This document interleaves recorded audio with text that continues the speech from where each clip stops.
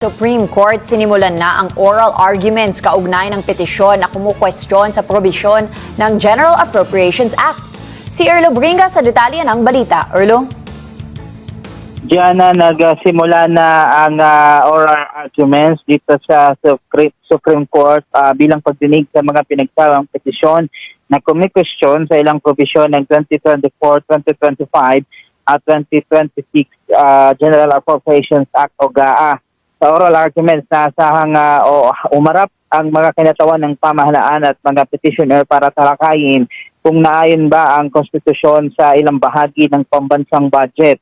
Naging present din ang ilang mga expert para magbigay ng kanilang law expert para magbigay ng kanilang partisipasyon ng karagdagang pananaw at ekspertong opinyon para matulungan ng Korte Suprema sa pagtalakay sa mga isyong konstitusyonal hinggil sa pambansang budget.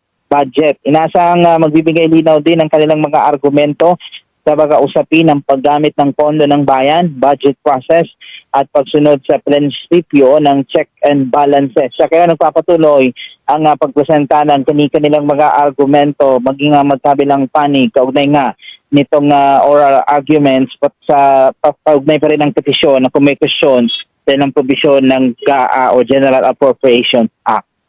Erlo Bringa, para sa mata ng Agila, matatag, matapang, matapat.